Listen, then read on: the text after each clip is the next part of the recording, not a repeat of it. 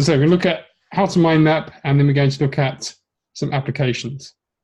So I'm going to build up, you see the mind map on the left there? We're going to build that up now, bit by bit, and explain each step of the mind map as we create that. So we start always a mind map with an image in the center of the page, and this represents the topic that we're thinking about. So of course here we got a piece of paper, and that with an image in the center, that's representing a mind map about mind maps. So we're going to look at each component of the mind map by adding branches to the center. So the branches we use, the main branches connect the middle. Notice they start thick and they taper as they work to the outside. So thicker in the middle, thinner outer branches. They're organic, they flow, they radiate out from the center, and each image has a word or a picture or both on top of the branch. It's always above the branch. And notice that the length of the image or word is equal to the length of the branch. And all branches connect at the end point. So an idea is on a branch, travels across that branch to the end, and the new idea is then attached to the end of that branch. So branches are connected end to end, not part way along.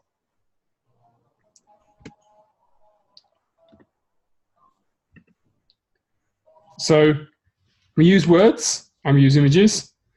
Specifically the words, one word per branch only, single words on branches. I'll explain why that is in a second. And notice the size of our writing is larger at the center and it gets smaller as you work outwards. So this is showing the hierarchy of ideas by making big, bold words on your central images or your central main branches, and as you work out, the lettering gets smaller and smaller. So why don't we use sentences? You think a sentence would be more explanatory than a single word. So we show you how this restricts our thinking. Sentences imprison your thinking and your brain. So if we have, in this example, a phrase, an unsuccessful project launch, it's a statement of fact, it's not leading you anywhere. It was unfortunate, it was a statement of fact, there's nowhere to go. But if we break this down into single words, so we have product, launch, and successful as a compound word, so we break into successful, unsuccessful. So we've now got, instead of one phrase, we've got 4 words, and at each word we have now a new point. We can join on. Sorry, we can join on here. We can join on the end of after launch. We can join on things that were successful, things that were unsuccessful. So at every point we can develop our thinking. So now if we populate those associations, we can look at the target market. Was that appropriate? We can look at the timing and location of the launch. We can look at the guests, VIP guests that were successful at the launch, the catering, and the unsuccessful parts of the media. We didn't get the news coverage you wanted. There was alternative news that took up the column inches. Despite our press release, we didn't have control over the media. So we now say, well, how can we make that better? Well, you can say, well, maybe we want to look at social media. Maybe we want to look at paid for advertising that we can control.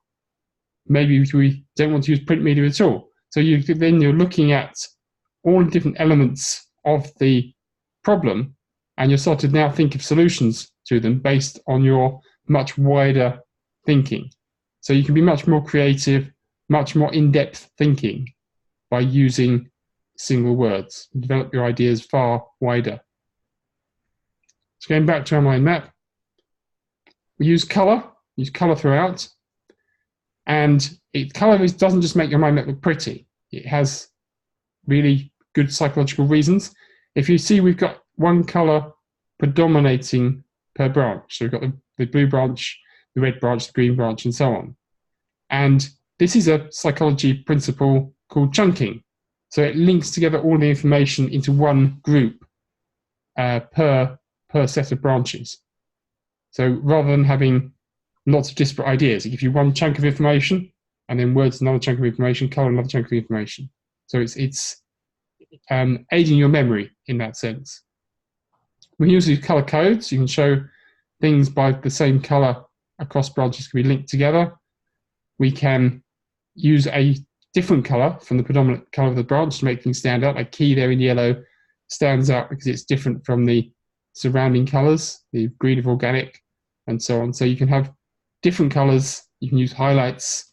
Colors have a lot of beneficial uses in your mind map for memory and for creativity.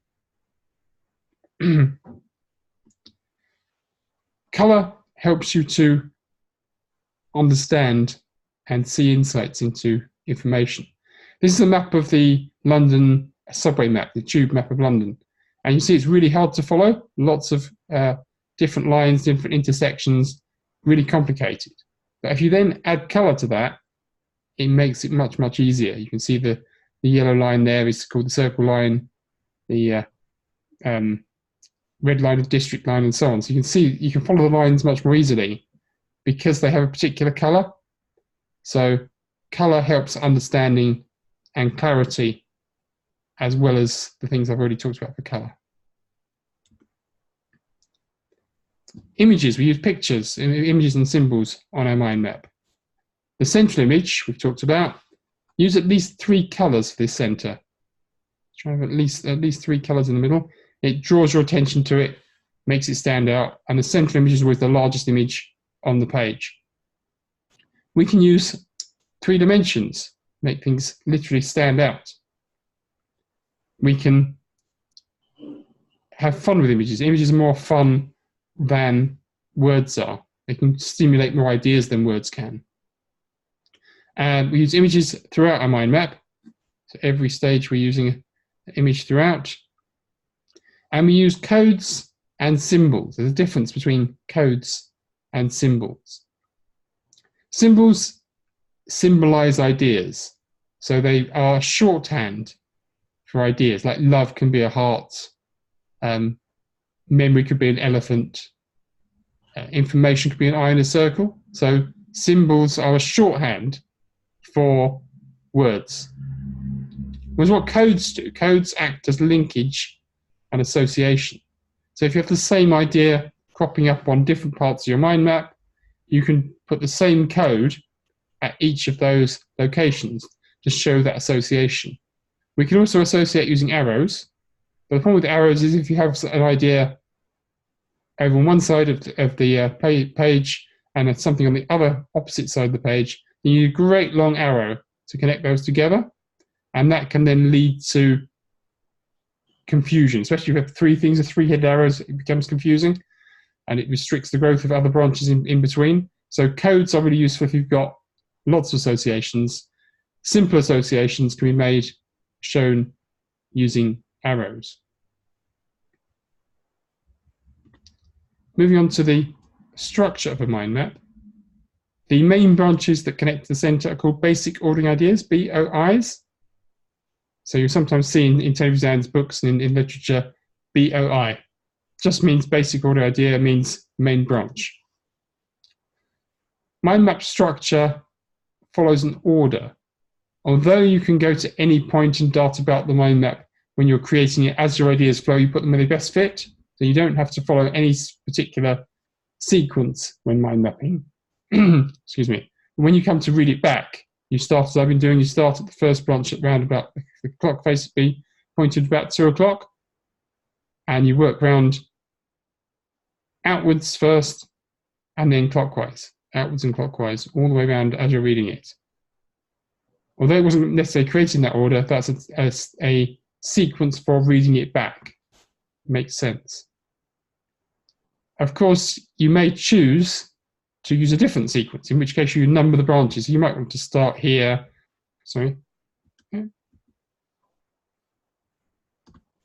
You might want to start here with your first branch and number 2, maybe number 3, number 4, number 5, number 6. So you can choose where your branches go by numbering them if it's a different order than the convention of starting at 2 o'clock and working outwards and sequentially. So mind maps have a radiant structure and hierarchy. So main points at the center. As you work towards the outside, you get the peripheral ideas, the related ideas to those, the associations to those. So we have this hierarchical structure. And then, of course, we can show structure, show associations and linkages using arrows. So the mind map is a way of taking your ideas, even if they're dissociated, and put them into a structure, making sense of them, which you can then use for something else, for writing, for revising, for memory, whatever you want to use that for. You've got those ideas now in front of you. Another thing you can use my mind map is take somebody else's ideas from a presentation, from a book, from a lecture, whatever it may be, put them on the mind map, and organize them, helps them easier for you to retain, to taking the information. So it's taking notes or making notes. So from the brain to the outside world, from the outside world to the brain. Two different directions in which a mind map can help. Just going back to structure a second. Some dots. How many dots do you think are there? How many dots?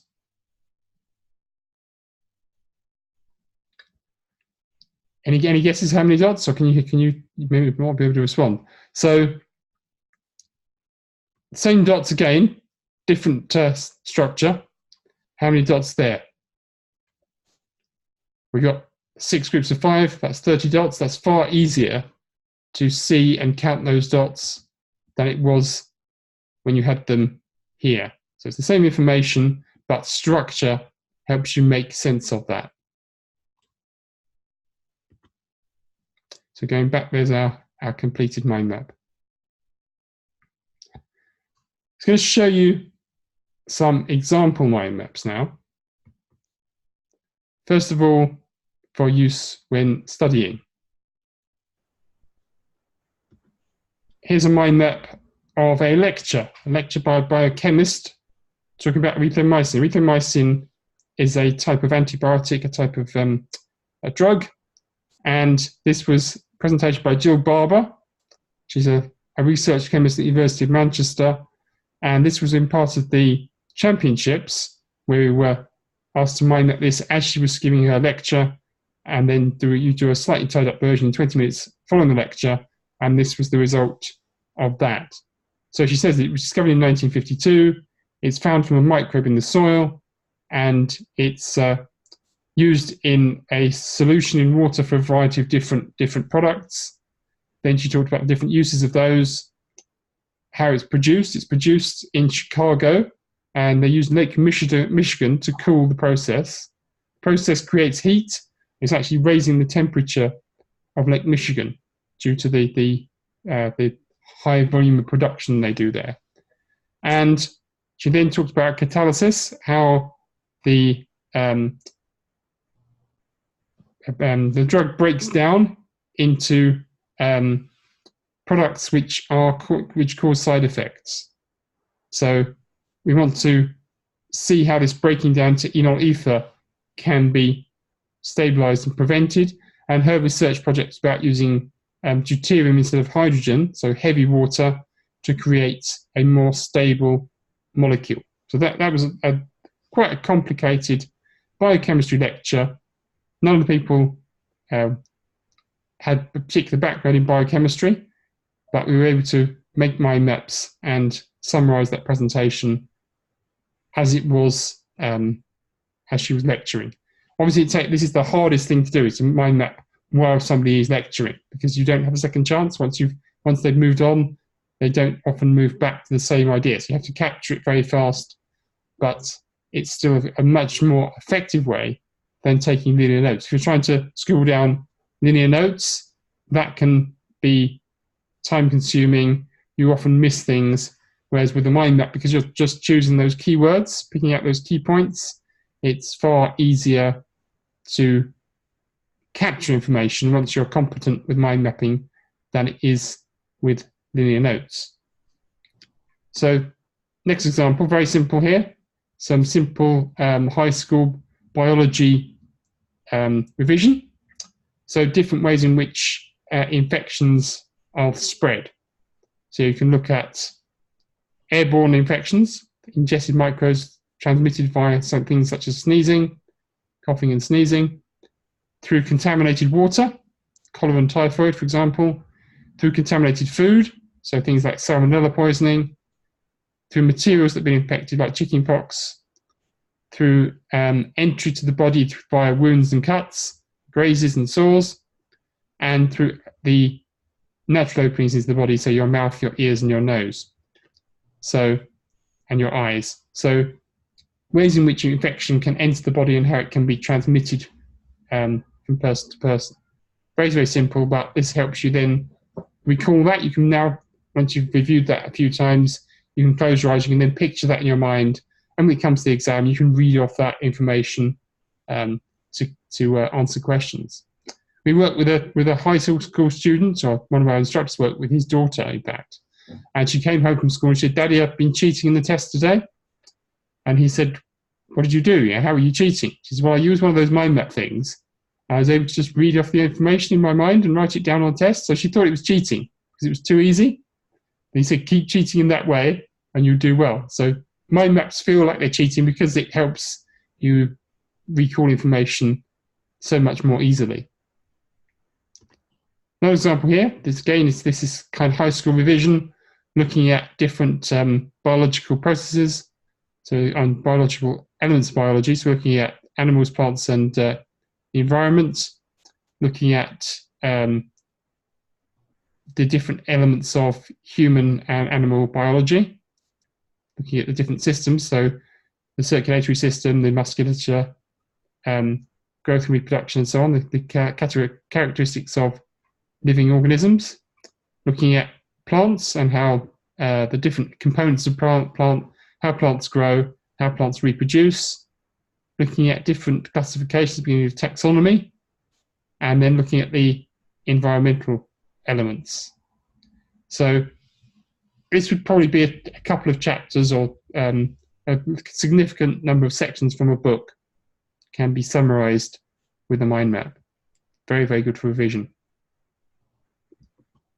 This one, looking now at physics rather than biology. So we're looking at electrical circuits, components, different forces. So magnetism, gravity, friction, and how you measure forces using units of newtons and strength and direction. So it's like a vector quality. Then we're looking at waves. So looking at the properties of light and the properties of sound. And then we're looking at the solar system, so looking at the spherical bodies of the Earth, the Moon, and Sun. And then we're looking at how this then affects the world we experience. For example, the position of the sun in the day leads to shadows. The sun orbits the Earth once a year. The Moon orbits the Earth approximately once every 28 days. So we've got, again, quite a lot of information here from a textbook, high school textbook, on the basics of physics. Another physics one here. My background, by the way, is physics and chemistry, so that's why I've got a slight bias towards the physical sciences. So here we have nuclear physics, and different elements of nuclear physics. So nucleons, the protons and neutrons. The atomic number gives you the charge.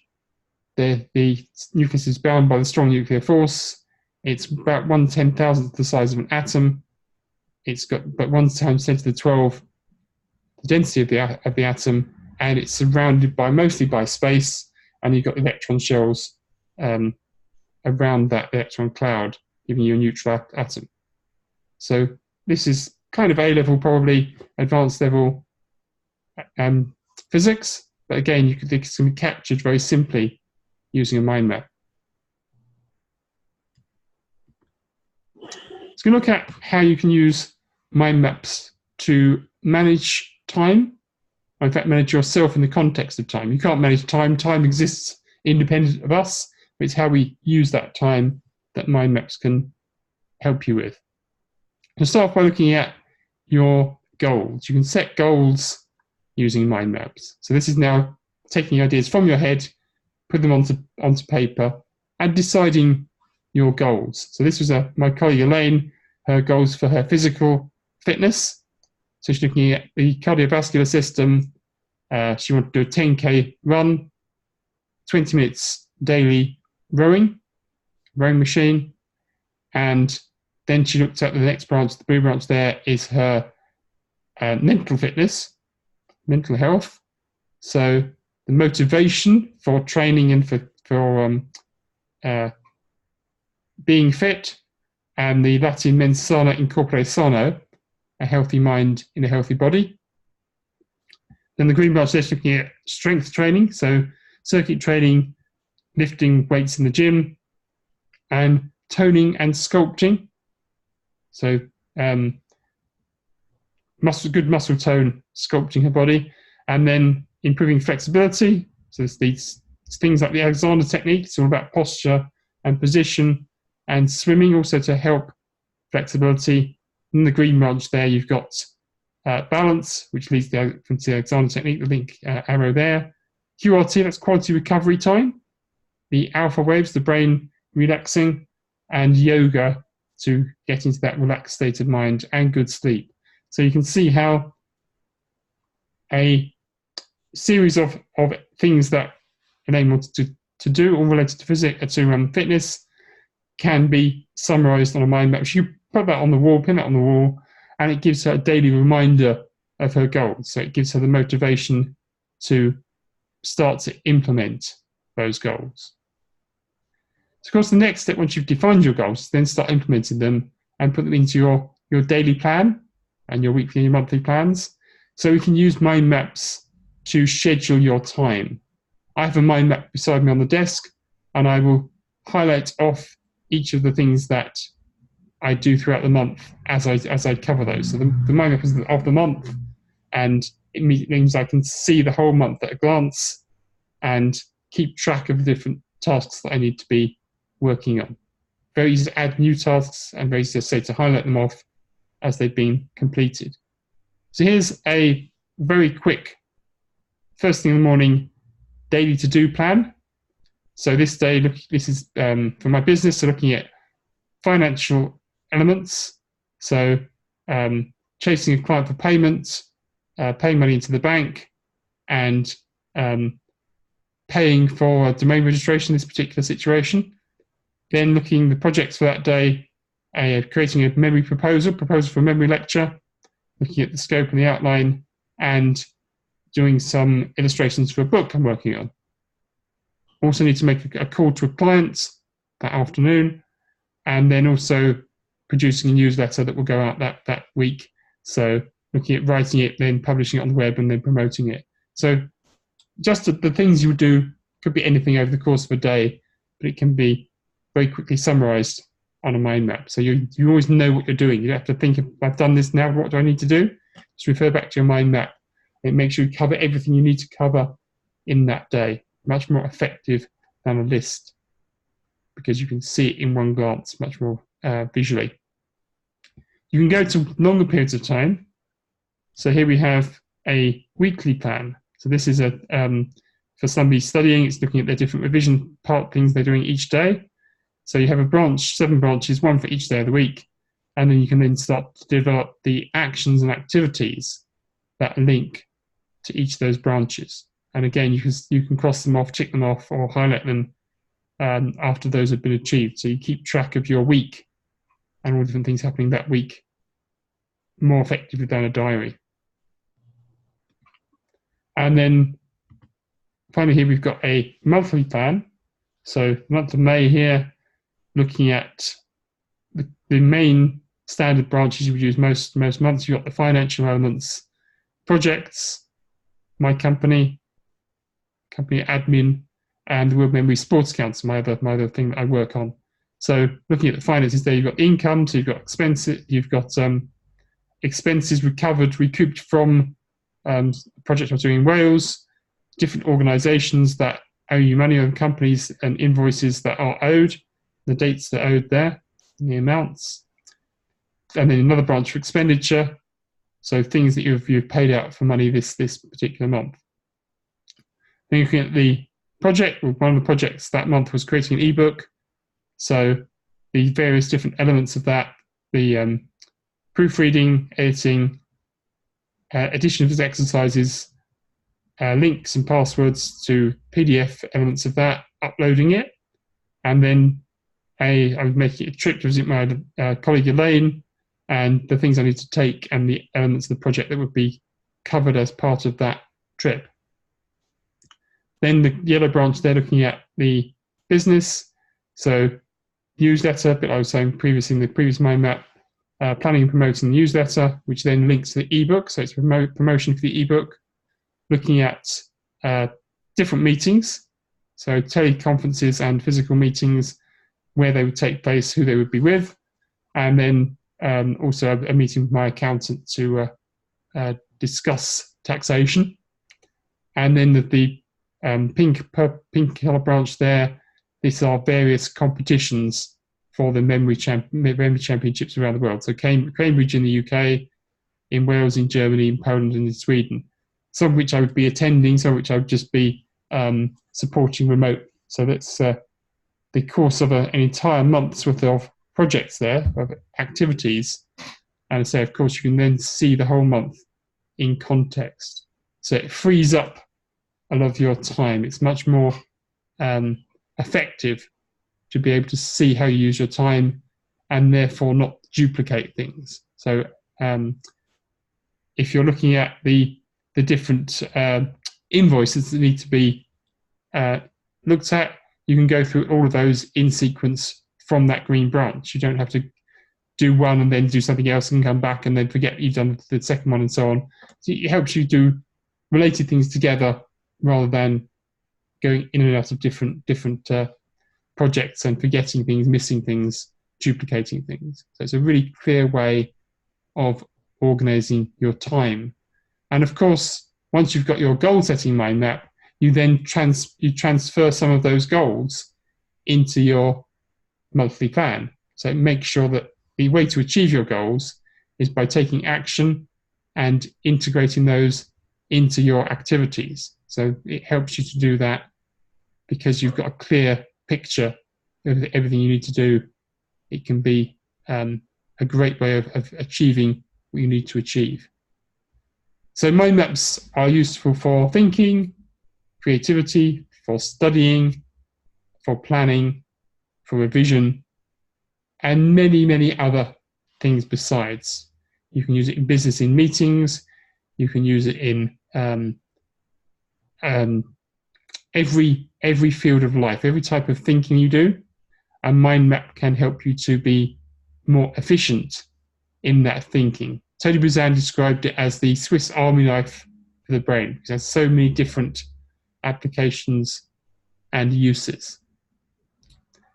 So hopefully that's given you a flavor of how to mind map and also some of the applications you can use mind maps for. So we've got about 7 minutes left on the call. So that's time allocated for questions, any questions about mind mapping, about the applications, about how you can start to use it in your daily lives, in the medical professions and your studies.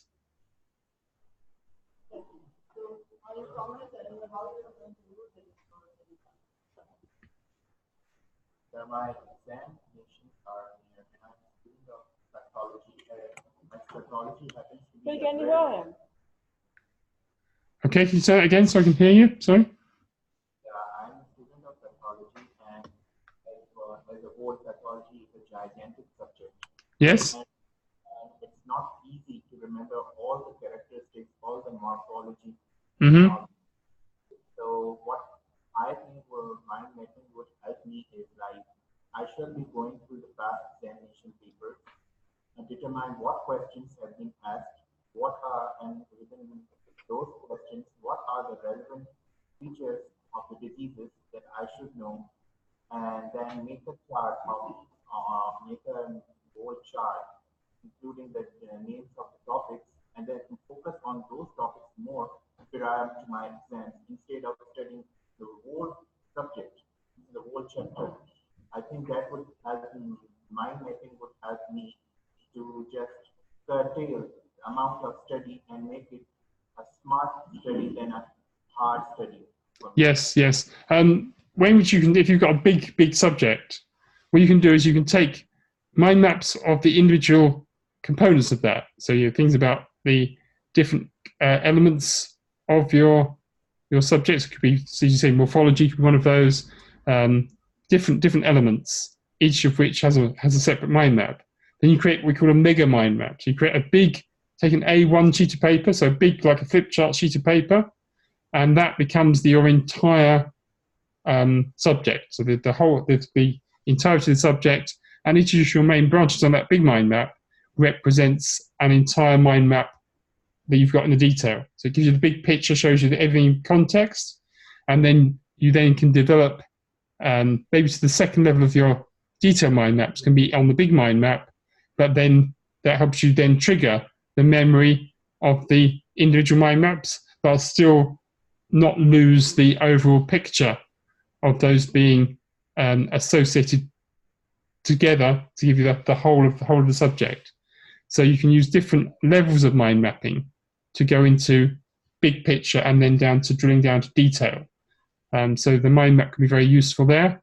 The other thing to be cautious of if you've got a particularly large, complex subject is don't put too much detail in your mind maps.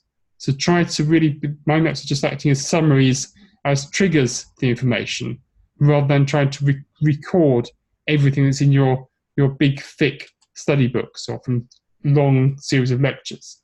So just the essence, and you can recall far more from a mind map than is actually written on the lines. It triggers the recollection of that information. So always try to be as economical, the words you use, as succinct as possible. But certainly it's really useful even when you're studying a tremendously large, complicated subject like medicine. You can also combine it with memory techniques as well, which will help you.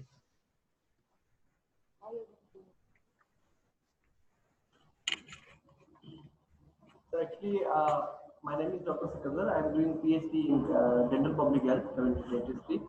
So of course, this mind mapping is going to help me in making my project more summarizing in a more productive way, and helping me in collection of data from different areas. And also, it will help me in you know getting grants to get when I will have all the knowledge in my mind, so I will be able to you know produce good like project. Tony Buzan's brother, Barry Buzan, was younger than him, and when Tony was first developing mind maps, Tony saw them as a memory tool, purely for memory, and he showed it to his brother and said, "What do you think, brother? Isn't this wonderful? I've just created for memory." And his brother was doing his PhD at the time and said, "No, you haven't developed a memory tool. You developed a PhD writing tool." And he was then able to take all the different elements of this PhD, all the different studies, all the different research, the literature, and able to put it all into mind maps, and therefore write a very well researched, very well structured PhD using mind maps. So that was really the first application of mind maps for creating documents, not just for learning and for memorizing information. And Barry Buzan works in political science, professor of political science, international studies, and he has been one of the most prolific authors of papers on the subject, and he always creates his papers based on mind maps. So it's a really useful way for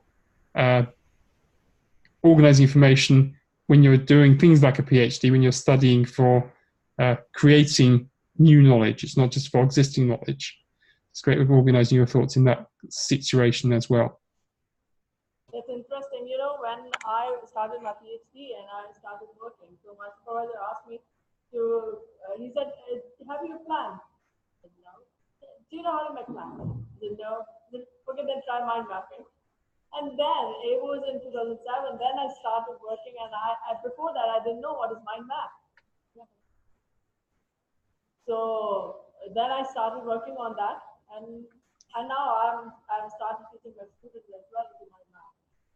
I think we'll be bothering you from time to time to have those sessions. And the next time you're planning to have, particularly for PhD students, and so that they can work on the research projects. Because how I do it, I ask them to make and I practically do it. I make a mega plan that is simple thing, and they just make connections and major things, and then I make smaller plans for each project. Yes, yes. So it makes life easier. It's the opposite of when I said about the bigger mind map for your big picture of a subject when you're studying. It's the opposite. You'll then do the same thing, but rather than taking information in, you're putting information out by big plan and then drilling down to the details. So it's exactly the same kind of process, but instead of taking information in, it's putting information out, or a combination of both for PhD, of course, because you're researching and you're using literature and references. So you've got a mixture of the two kinds of processes, both of which mind maps are helpful for. So yeah, absolutely, really, really useful as a PhD writing tool. Yes. To be expert in memory, would you please give some tips for to students to how to improve their memory, because they need to remember so many things? And what I say, it's mind mapping without going into too much detail. Reviewing the mind maps. Very important to review your mind maps if you want to retain them. So you actually need to do 5 reviews. That's the key. So for transferring from short-term memory into long-term memory, you do 5 reviews. What happens is your memory declines very rapidly after you've studied something. So you can't leave it a day before you do your review. You need to review much sooner than that. So do your mind map, take a break, and then about 10 minutes after you've finished, so take a 10-minute break, go back and review the mind map. Go through it in your mind, decoding what you put on the mind map. And because it's fresh in your memory, that'll make it far more stronger, can be retained much more easily because it's fresh. That means that then, having reviewed it, created it and reviewed it once, your memory trace decays less rapidly. It means you can leave it a day. Then, having done now 2 reviews, it decays less rapidly still. You can leave it in a week, and then you can leave it a month, and you can leave it 3 to 6 months. So you first one a day, then a week, then a month, then 10 minutes, then a day, then a week, then a month, then 3 to 6 months. So those 5 reviews are enough then to transfer information into your long-term memory, so you can access that whenever you need to, be that in your professional life, be that in exams, whatever it is. Because if you cram for exams, as people often do, you're able to retain it very short term, and then you forget everything after that. So by mind mapping, continually reviewing and revising as you do your course of study, it means that the information is retained long term rather than just short term. And the more you retain, the easier it is to learn new things related to that. So it makes learning easier and takes away all that stress, all exam stress. So because you know it, all you then have to do is then find out how you're going to be tested, to do past papers to find out how you're going to be tested on that, and then you can achieve the results in the exams that you want. And of course, because you then know it, it's not just a piece of paper saying you know it, you do actually know it. So that's a really useful thing for studying, is to do those reviews, not just mind map, but review it as well. And I think it's my personal opinion that by using mind map, when you use connections and then you're using so much of your intellectual sense as well. So in a way, it makes you intelligent as well. You can Yes. answer the questions, and then you develop your creativity as well, and polish your creativity. So in short description, it improves your intelligence. Yes. There have been studies that show that the working memory is linked to fluid intelligence, and mind maps help you with that. So yes, it does make you not just more efficient, but also smarter, definitely. Change the way you think. So, any other questions? So thank you so much for your time. You're very welcome. Yeah, thank you so much. We'll see you again in some time for PhD students. Thank you. Okay. Best of luck to everyone in your studies, and thank you for your attention. Bye. Goodbye.